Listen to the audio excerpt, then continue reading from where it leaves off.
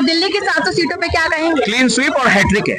क्या बात है? बिल्कुल क्लीन स्वीप है भाजपा सातों की सातों सातों की सीटें। सातों बीजेपी पे है और हो सकता है कुछ सीटों पे आम आदमी पार्टी की जमानत भी जब्त हो जाए। कि सातों सीटें प्रचंड बहुमत से भारतीय जनता पार्टी के खाते में आ रही हैं। इतना कॉन्फिडेंस कैसे है? कॉन्फिडेंस पहले भी आपको विश्लेषण दिया था कि 2019 के लोकसभा चुनाव में 56% और भाजपा को मिले थे, 22% कांग्रेस को, 18% आम आदमी पार्टी को। कल नेताओं में भारी असंतोष था और जिसकी वजह से कांग्रेस के लोगों ने अंदर अंदर भारतीय जनता पार्टी को सपोर्ट किया है।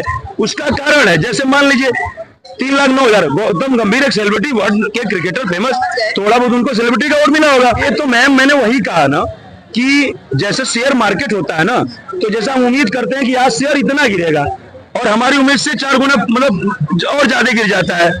तो आज केजरीवाल जी कि कोई कल्पना नहीं कर सकता वो कितना गिरेंगे राजनीति में। हाँ, मतलब जो है बनाए रखने के लिए, सत्ता सुख के लिए। ईमानदार नेता है। क्या ईमानदार नेता है? पहले बेल के लिए सुप्रीम कोर्ट से गुहार लगा रहे थे, उसने बोला नहीं हम बेल नहीं देंगे। प्रचार के लिए उन्होंने दे दिया अंतरिम जमानत। आज कह रहे हैं कि हमें ये टेस्ट कराना, हमें वो टेस्ट कराना, हमें 7 दिन की और जमानत दे दो। इससे ज्यादा वो कोई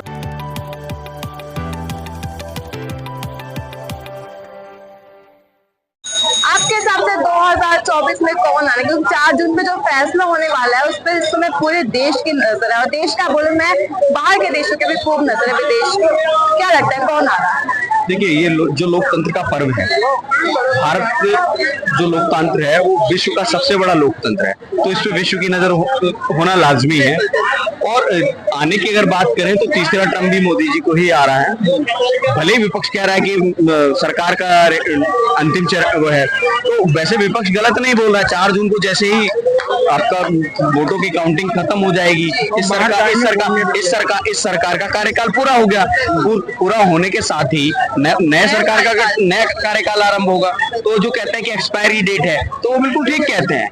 अच्छा, इस समय विपक्ष के पास बहुत सारे ऐसे मुद्दे जिनको लेके वो बीजेपी को घेरते भी हैं, जिनमें से महंगाई, बेरोजगारी, तो लगभग उनके हर भाषण में आपको सुनने को मिल जाता है, तो उस पर क्या कहेंगे? ठीक है, विपक्ष अपने कार्यकाल की भी महंगाई दर और बेरोजगारी की बात कर ले। उनके कार्यकाल के दौरान में इन्फ्लेशन क्या था, उनके कार्यकाल के दौरान में भारत की जीडीपी क्या थी, उनके कार्यकाल के दौरान में भारत की अर्थव्यवस्था विश्व में कितने नंबर पे थी, उन सभी मुद्दों पर बात कर ले। उनके समय में पेट्रोल की क्या प्राइस था, उस पर बात कर ले। या उनसे पहले की सरकार ने जो उनको हैंड ओवर किया था, तो उस समय पेट्रोल का प्राइस क्या था।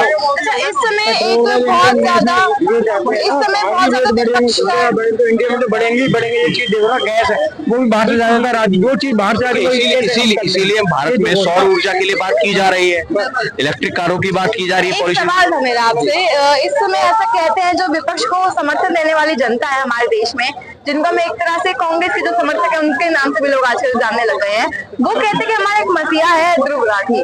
लेकिन जब से ध्रुव राठी जी ने स्वाति मालीवाल को लेकर वीडियो बनाई है, स्वाति मालीवाल कहते हैं कि मेरे को रेप थ्रेट्स आ रहे हैं, ये एक महिला होने के नाते बहुत ही गलत चीज हम मानते हैं, बिल्कुल बहुत गलत है। तो इस पे आप क्या कहेंगे? देखिए, ध्रुव राठी पहली चीज तो ना तो भारत का नागरिक, ना उसका जन्म भारत में हुआ,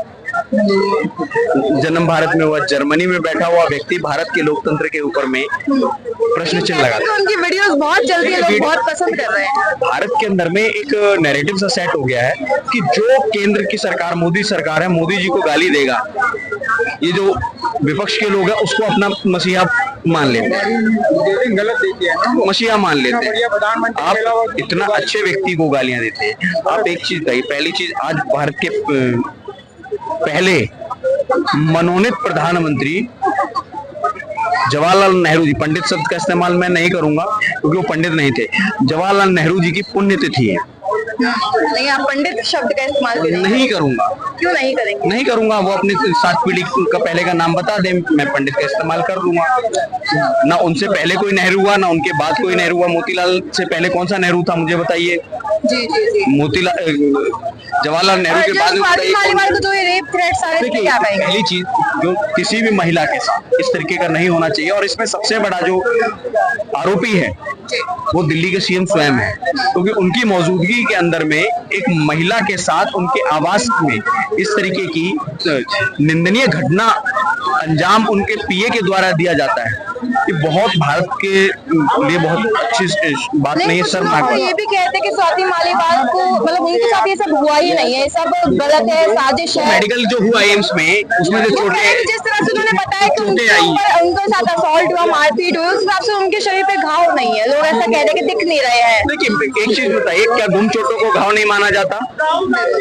इंटरनल इंजरीज जो होती हैं, क्या किसी का सर फूट जाए तभी चोट माना जाता है? जो इंटरनल इंजरीज होती है, ब्लड क्लाउटिंग्स होती है, क्या वो दर्द नहीं देता है?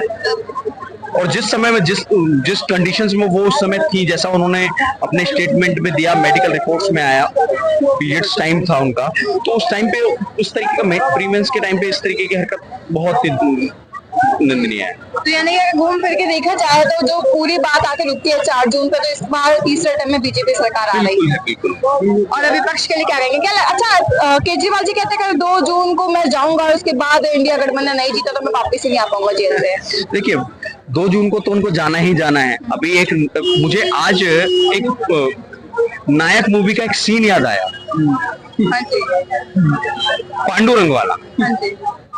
जब बम सेट फिट कर दिए गए थे जगह जगह, तो पांडुरंग जाकर के हॉस्पिटल में लेट गया कि जी मुझे हाई बीपी है, हाई शुगर है, ये है वो है, फाइल से सारी बीमारियां बता दी थी।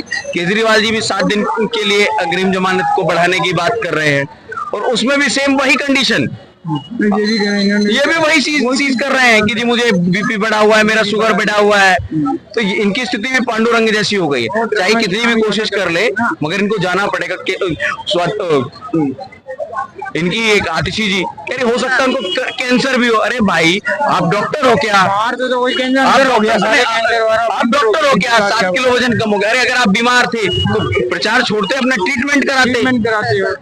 आप जब ईडी के सामने पेश होना था, तब तो आप विपासना करने के लिए बेंगलोर जा रहे थे, तब तो आप पेश नहीं हो रहे थे। तो अभी ऐसी क्या आपत्ति आ गई? ईडी की बात में तो फिर बहुत ज्यादा विपक्ष बीजेपी को घेरता है कि भाई ये तो बीजेपी के अंदर काम कर रही है, बीजेपी का पूरा नियंत्रण इस पर है, स्वतंत्र ईडी नहीं है, सीबीआई नहीं है। आप एक बताइए, शराब घोटाले की कंप्लेंट किसने दर्ज कराई थी? बीजेपी ने कराई थी? नहीं, अजय माकन जी ने कराई थी, कांग्रेस ने कराई थी। ठीक है जी। और गठबंधन में आगे बढ़ने एक दूसरे की जो बुराइयां चल रही थी, आप उसकी भी छोड़ दीजिए। आप एक चीज बताइए, लालू जी पे जॉब के बदले जमीन वाला जो मामला है, उसमें कंप्लेंट किसने दर्ज कराई थी? किसकी सरकार में हुई थी? कांग्रेस के टाइम पे हुई थी। शरद पवार जी पे जो मुकदमे दर्ज हैं, वो किसके सरकार के समय में है? कांग्रेस के टाइम के हैं। आज अगर सरकार उस गति से छानबीन होने लगी उन केसों पे, अगर उनकी इन्वेस्टिगेशन अच्छी होने लगी, एक्शन लिया जाने लगा, तो इनको तकलीफ हो रही है। अच्छा, और दिल्ली की 700 सीटों पे क्या कहेंगे? क्लीन स्वीप और हैट्रिक है। क्या बात? बिल्कुल क्लीन स्वीप है भाजपा सातों की सातों सीटें बीजेपी पे है, और हो सकता है कुछ सीटों पे आम आदमी पार्टी की जमानत भी जब्त हो जाए। चलिए देखते हैं, वो तो अभी समय बताएगा। आपका क्या कहना है दिल्ली की 7 सीटें पे अगर सवाल? 7 की 7 सीटें प्रचंड बहुमत से भारतीय जनता पार्टी के खाते में आ रही हैं। इतना कॉन्फिडेंस कैसे है? कॉन्फिडेंस पहले भी आपको विश्लेषण दिया था कि 2019 के लोकसभा चुनाव में 56% वोट भाजपा को मिले थे, 22% कांग्रेस को, 18% आम आदमी पार्टी को। और आजादी से पहले की पार्टी कांग्रेस 7 में से 3 पे घुटने पे आ गई, 3 पे लड़ रही है, और आम आदमी पार्टी 4 पे। और अरविंदर सिंह लवली में मतलब हर सीटों पे, जैसे आप परवेश वर्मा ले लीजिए, 6 लाख कुछ हजार वोट से जीते थे। मनीष तिवारी का भी अंतर लाखों में था, और तमाम जैसे लोगों का लाखों में अंतर था, तो अच्छे मार्जिन से जीते थे। तो मैं वही कह रहा हूं कि अरविंदर सिंह लवली 3,09,000 वोट से आ रहे थे गौतम गंभीर से, और 2,19,000 सिपाही थी। अब मैं जब गौतम गंभीर अरविंदर सिंह लवली दूसरे नंबर पे थे कांग्रेस के प्रत्याशी, तो वहां पे कांग्रेस का प्रत्याशी लड़ना चाहिए। लेकिन यहाँ तो आम आदमी पार्टी ने कांग्रेस को घुटने पे ला दिया, जिसको गाली देते थे, जिसके भ्रष्टाचार के खिलाफ, और जिनके ऊपर जिनको हरा करके जिनके वोट बैंक को हासिल करके मुख्यमंत्री बने, उसको घुटने पे अल्लाह दिए कि 3 पे लड़ने के लिए मजबूर हो गई।